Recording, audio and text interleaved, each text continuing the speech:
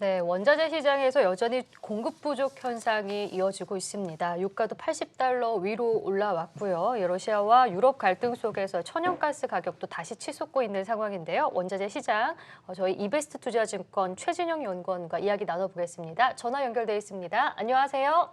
예, 안녕하십니까. 이베스트 투자증권 최진영입니다. 네.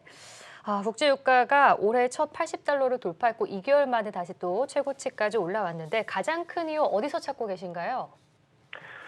일단은 가장 큰 이유가 크게 두 가지라고 볼 수가 있는데요. 일단 첫 번째로는 공급 측 요인이고, 두 번째로는 수요 측면에서 이제 오미크론바의 영향이라고 보면 될 것 같고요. 일단 공급 측면에서 먼저 살펴보면은 우리가 아시다시피 지난주에 오페크 플러스 회의가 있었는데요. 지난해 7월부터 매월 40만 bpd씩 단계적으로 감산을 갖다 중단하고 있었는데, 사실 근데 12월 달에 오페크 플러스 산유량을 갖다 자세히 살펴보면은 전월 대비 30만 bpd가량 증가하는 수준에 그쳤습니다.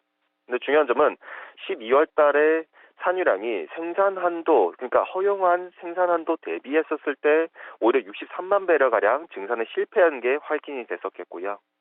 아무래도 이 같은 요인이 2017년부터 감산을 갖다 너무 장기화하다 보니까 나이지리아나 앙골라나 일부 국가들이 생산 시설이 노후화가 되면서 결과적으로 증산에 실패했다고 볼 수가 있겠고요.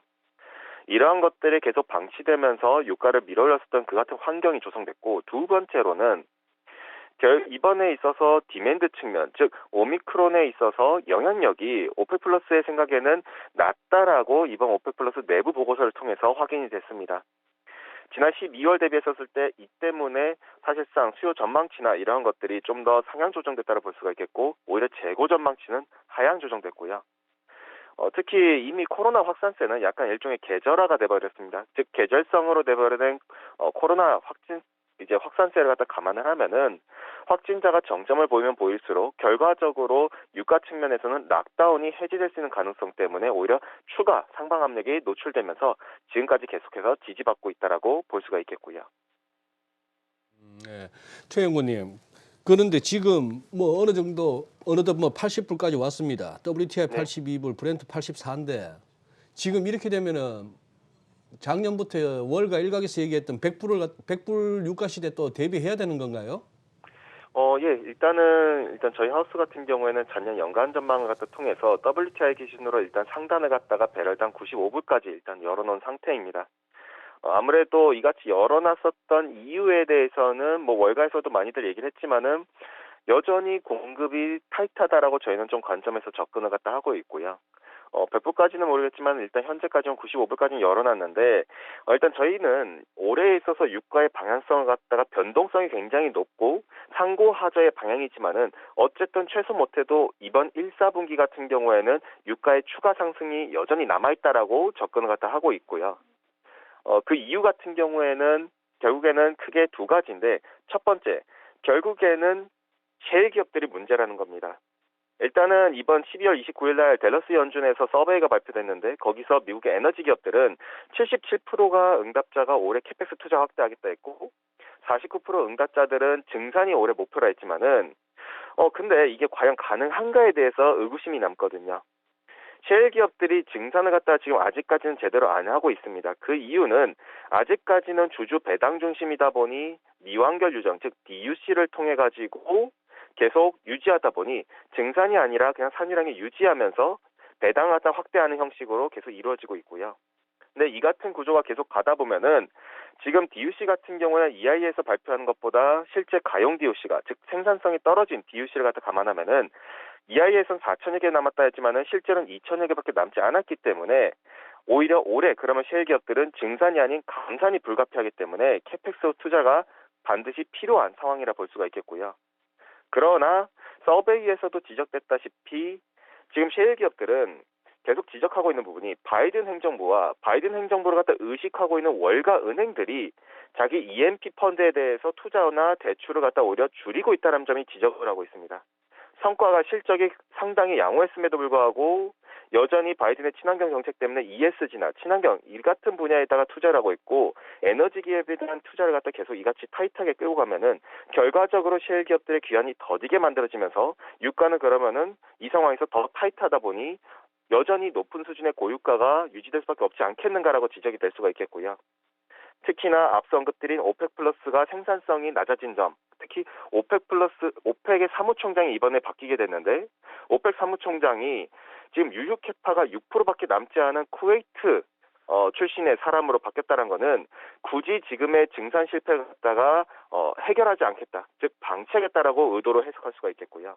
이란의 핵합의 역시도 아직까지도 요원한 상황인 것을 감안하면은 유가는 여전히 추가 상방 압력이 남지 않았는가라고 볼 수가 있겠고요. 지금 뭐 설명해 주신 바와 같이 아닌 게 아니라 저 유가 잡으려면 왜 방법이 없겠습니까? 그 많고 많은 셰일 퍼내면 되는 거고 송유관 다시 열어서 그거 하면 되는데 참 뭐든지 결국 가다 보면 끝에 가서는 정치고 정책인데 하나만 더 여쭙고 우리 저 현정 앵커께 넘길게요. 예. 천연가스는 어제만 하더라도 유독 그 뭐 13% 하루에 13% 이게 도저히 천연가스는 아직 진정세가 뭐 안 보이나요? 천연가스 같은 경우에는 사실은 아직까지도 수요가 긍정적일 수 있는 계절성 구간입니다. 그러니까 네. 천연가스 같은 경우는 아시다시피 여전히 미국 같은 경우는 어제 이제 예보가 됐었죠. 그러니까 좀 더 강추위가 다시 또 찾아올 것이라는 예보가 뜨면서 천연가스 가격이 다시 한 번 더 달려가졌고, 두 번째로는 우크라이나와 관련해가지고 이제 나토와 러시아 간의 협의가 그냥 아무런 의미 없이 끝나버리면서 이 같은 지지 영향도 받았었겠고요. 특히나 중요한 점은 사실 수요 측면에서 아직까지도 계절성인 측면, 즉 계절성 측면에서 여전히 수급이 타이트할 수 있는 그러한 부분들 때문에 천연가스가 미국 쪽 헨리허브 같은 경우에는 어제 급등하는 그림들이 나와줬다고 볼 수가 있겠고요. 네. 자, 그럼 최근 금 가격 추이는 어떤지 궁금한데요.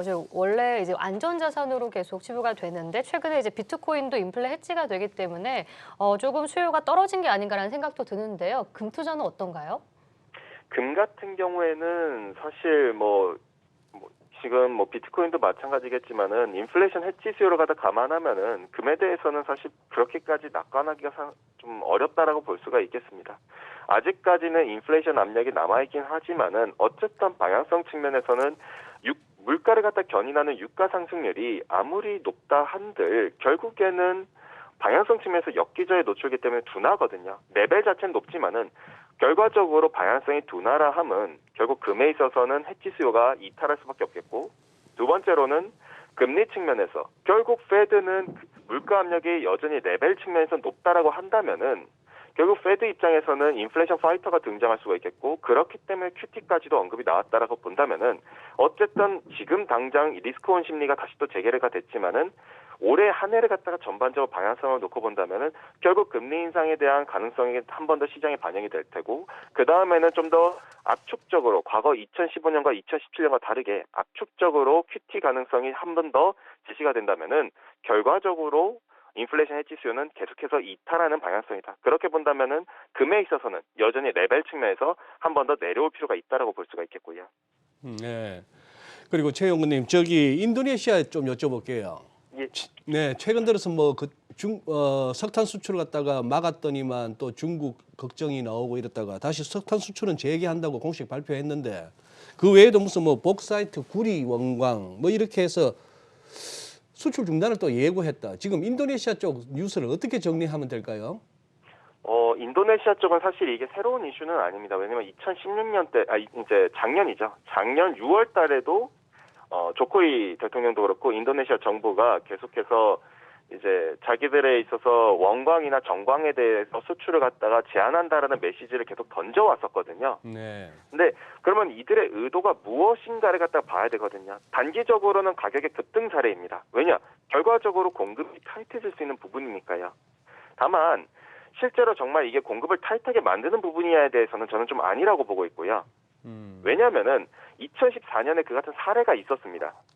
2014년 1월 달에 인도네시아 정부가 신광업법을 갖다 통해서 니켈 정광이나 구리 정광, 보크사이트 이런 거에 대해서 수출을 갖다가 금지하는 조약을 갖다 만들었는데 구리는 여기서 예외를 시켰어요. 보크사이트나. 근데 니켈에 대해서는 이걸 유지를 하면서 결과적으로 니켈 가격이 당시에 급등을 하게 됐었죠.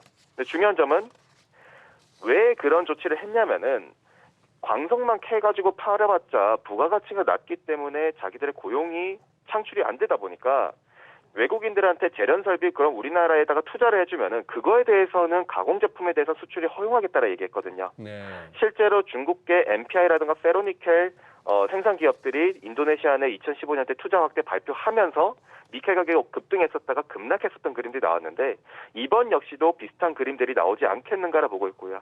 단기적으로는 여전히 메탈단에서 인도네시아발 이슈도 있다 보니 수급이 타이트할 수 있겠지만은 다만 중장기적인 우리가 방향성을 다 놓고 본다면은 2014년의 사례, 2015년과 이때 사례를 갖다가 같이 좀 엮어서 본다면은 다시 한 번 더 또 둔화될 수 있다. 이번에 니켈 가격이 또 급등한 거는 MPI나 페로니켈을 갖다 계속 생산을 했지만은 이제는 또 전기차로 들어가는 배터리 쪽에 니켈인 이제 니켈 매트라든가 H8 쪽에서의 수요가 눈에 띄게 커지다 보니 인도네시아 정부가 그렇기 때문에 니켈 매트의 주요 원료인 MPI나 이런 쪽의 수출을 갖다 또 제한한다라 발표했거든요. 즉 한마디로 투자 유치하라 이거거든요. 인도네시아 내. 그러니까 비슷한 그림들이 계속해서 반복적으로 나와주고 있다라고 보시면 될 것 같고요. 그러니까 앞서도 천연가스 가격에 대해서 말씀을 해주셨는데 조금 더 구체적으로 살펴보면은 이제 러시아와 유럽, 우크라이나 크게는 이제 미국과 러시아의 패권 갈등 때문에 이런 상황이 펼쳐지고 있는 건데 지금 유럽의 전력난이 상당히 심각하다고 들었습니다. 어떻게 해석을 해야 될까요? 일단은 전력난이 사실 크게 완화된 건 맞아요. 그러니까 작년 11월 대비했었을 때는 한층 더 완화가 됐거든요.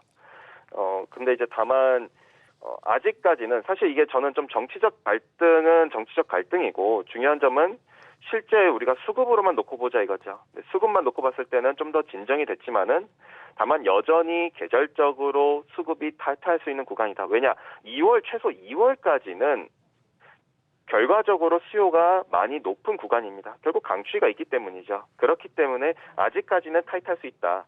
더불어서 정치적 영향력이 있다 보니 정치적 리스크가 있다 보니 가격이 지지받고 있는 것이고 이러다 보니 지금 관련된 천연가스가 가격이 튀어오르다 보니 여전히 높은 레벨을 유지하다 보니 결국 전력 가격도 여전히 높은 레벨을 유지하고 있는 것이고 이것이 결국에는 전력 생산 비용을 갖다 압박을 해가지고 재련 기업들이나 비료 기업들에 있어서 감산을 초래하고 있다라 볼 수가 있겠고요. 다만 여기서 저희가 방향성을 놓고 본다면은 어쨌든 2월이 지난 이후부터는 계절적인 디맨드가 줄어드는 구간입니다. 그렇게 보면은 천연가스단에서도 가격이 아무리 정치 리스크가 있다 한들 결과적으로 실물단에서 수요가 둔화되는 것 같다가 불가피하게 반영할 수밖에 없다라 볼 수가 있겠고요. 다만 이거는 아직까지 장기적인 방향성이기 때문에 단기적으로는 지금 현재만 놓고 봤을 때는 아직 높은 레벨이 유지되고 있다 보니 이것과 연관지어서 메탈이라든가 이런 것들은 가격대가 아직까지는 좀 더 높은 수준을 유지할 수 있다. 다만 우리가 방향성 측면에서는 점진적으로 후퇴하는 거는 우리가 감안을 해야 된다. 특히나 2월 이후부터를 우리가 좀 주목해 볼 필요가 있다라고 봐주시면 될 것 같고요. 네. 그럼 우리 최정희 연구원님 올해 가장 투자 측면에서 주목하는 원자재 그리고 혹시 가능하시다면 관련 우리 주식 종목도 있을까 싶은데 말씀 주신다면요. 일단은 저희 쪽에서 가장 주목하고 있는 원자재는 사실 지금 사실 저 같은 경우에는 지난 12월 달에 유가를 갖다가 이제 좀 스트롱 바이를 갖다 외치긴 했었는데 지금부터는 좀 더 유가보다는 상승 여력은 좀 남아있긴 하지만은 사실 그것보다는 상대적으로 봤었을 때 오히려 좀 농산물 쪽에 우리가 좀 주목을 하자라고 말씀을 드리고 있습니다. 농산물 같은 경우에는 아시다시피 지난번에 이제 비료 이슈 때문에 한 번 더 농산물 한번 대란 가능성 갖다 저희가 10월 달에 한번 코멘트를 갖다 드린 적이 있었는데요. 이번 역시도 여전히 가능하다. 왜냐? 비료 가격이 사실 농산물은 원자재 중에서 가장 후행적인 자산입니다. 그러면은 농산물의 주요 영양분은 비료 요소고 비료 요소의 주요 원료는 결국 천연가스나 연료탄입니다. 근데 연료탄이나 천연가스 가격은 진정됐다 하더라도 비료 가격은 후행적으로 반영했기 때문에 여전히 높은 레벨이고 중요한 점은 작년 10월부터 이 같은 사태가 발생했는데 작년에 이미 파종에 들어갔었고 올해 3월부터 이제 수확기가 들어가기 시작하는데 이 수확기를 앞두고 작년과 비슷하게끔 작년 3월과 비슷하게끔 공급 가이던스가 또 하향 조정될 가능성이 있거든요. 그렇기 때문에 지금 아직까지도 비료 가격을 갖다 제대로 반영하지 못한 곡물이라든가 원명 가격들에 있어서 저희는 좀 더 추가적인 상방 압력이 남아있지 않겠는가. 그렇기 때문에 이번에도 곡물에 대해서 한번 봐주시면 될 것 같고요. 곡물 관련해가지고 뭐 선물형인 제재주라든가 내지는 기업형 이제 좀 주식형인 MO라든가 DBA 관련 ETF들이 여러 가지가 있는데 이 같은 ETF들 역시도 지금부터는 좀 더 긍정적으로 우리가 좀 바라봐야 되지 않겠는가 이렇게 좀 봐주시면 될 것 같습니다. 네, 최진영 오늘 공부가 많이 됐습니다. 고맙습니다. 예, 감사합니다. 즐거운 되십시오.